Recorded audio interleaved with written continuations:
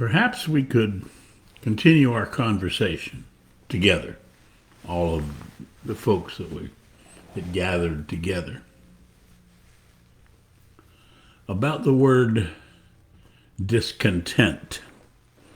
However, in this conversation, let's add the three letters NESS to discontent. That makes it discontentness, which means that it is the context of being discontented. Being discontented with where we are now. What is it, March something, 2021.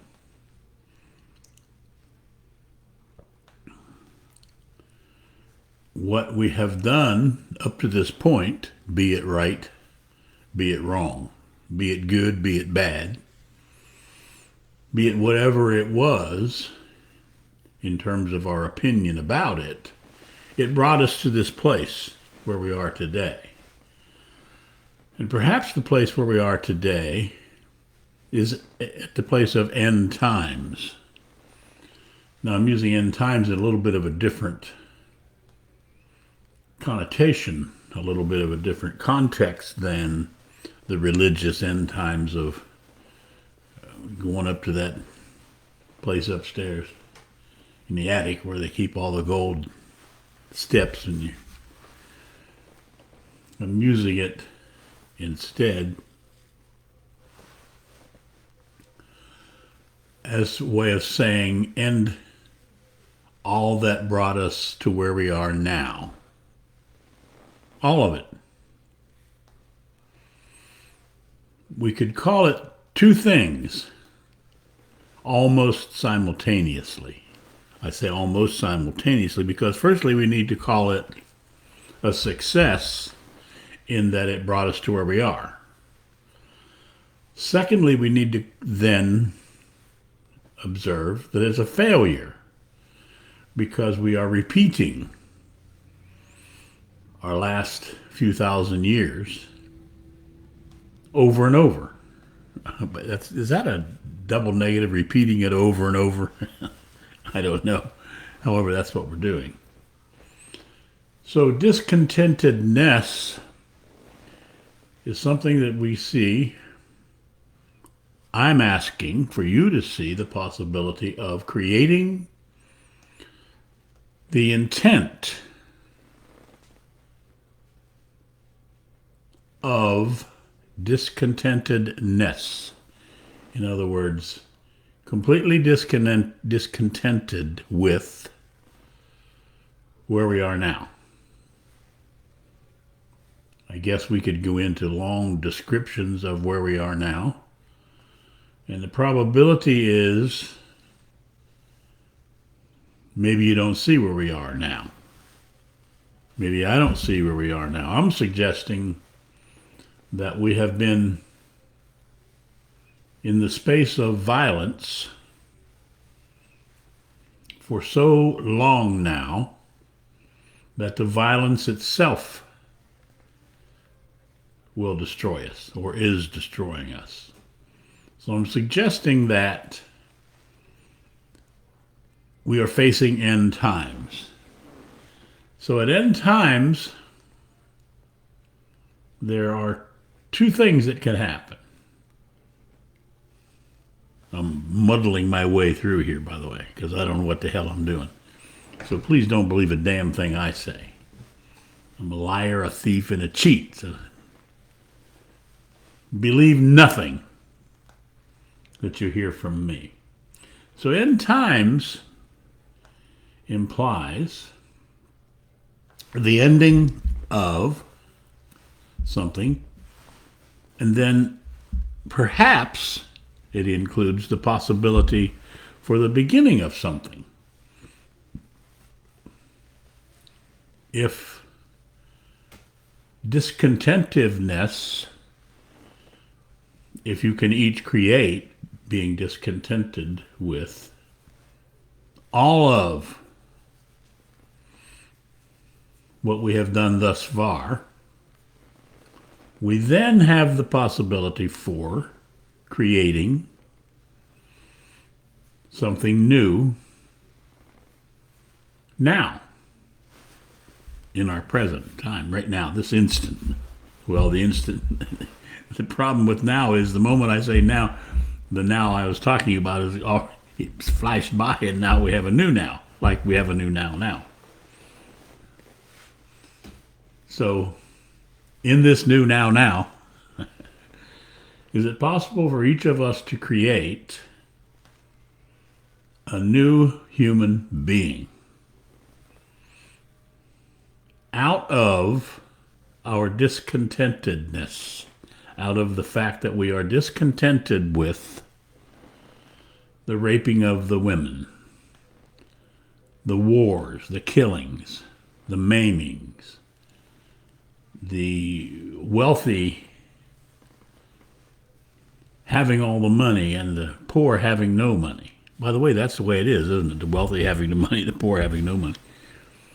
As a matter of fact, the complete disappearance of money is what part of our possibility that we are creating together.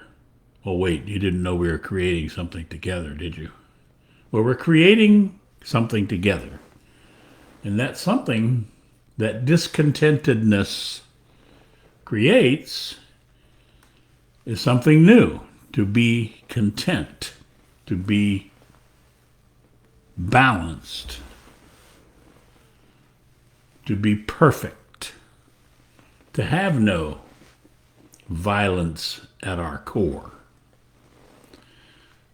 The reason that discontentedness is such a perfect word for it is, if it were to take a World War III to awaken us to our huge, extreme, God-invented beliefs, then our attention would all be placed on the world war, on killing all those other people that were the bad people, and all those people who look at us as the bad people because they're the good people, and all of these groups fighting each other to prove that they have the best, most beloved God. And the group that kills the most people would have then, wouldn't it, the most grandiose, complete, kind, and wonderful God.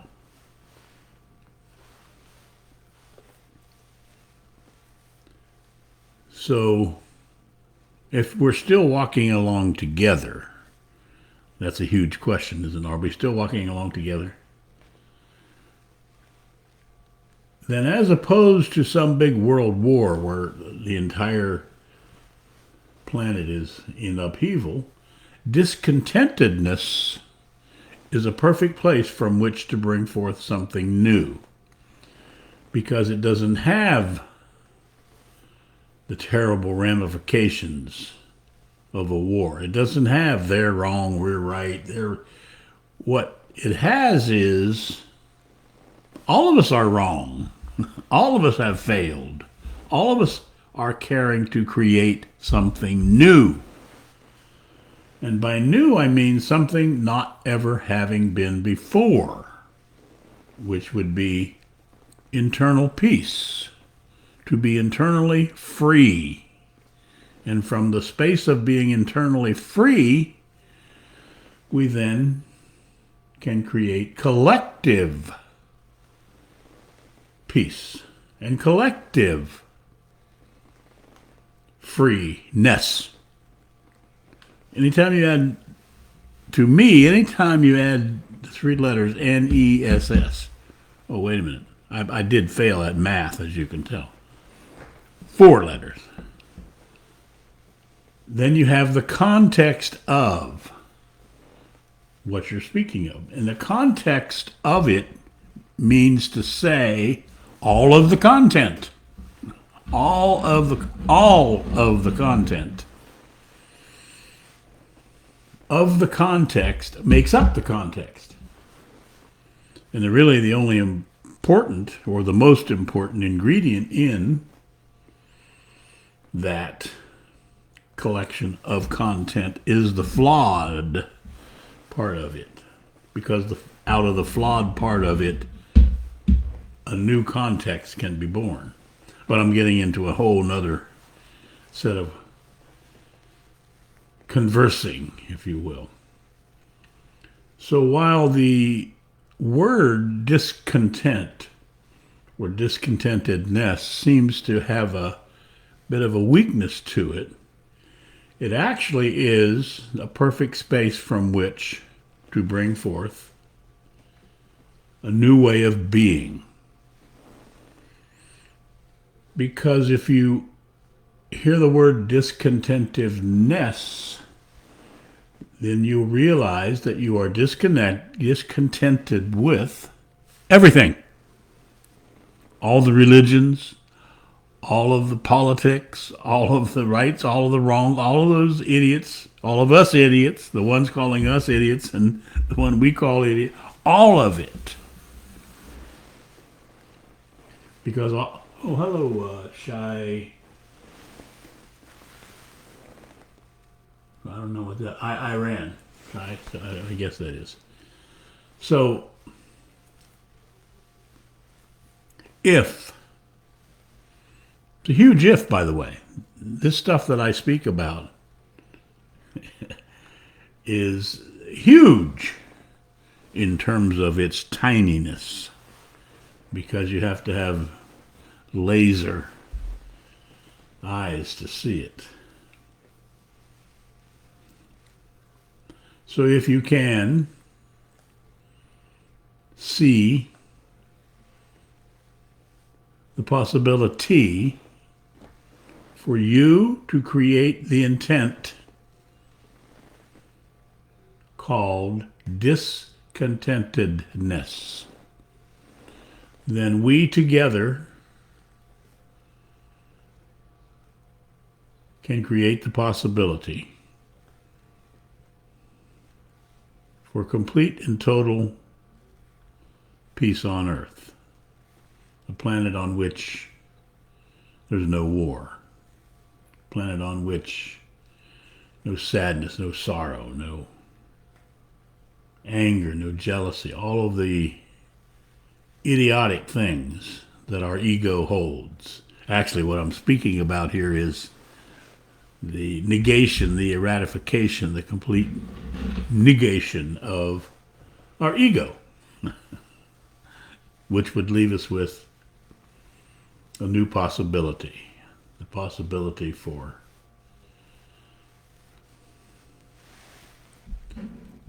you and I to continue the experiment called life on planet Earth. Thank you, Buckminster Fuller. I've used your statement many times. See you guys.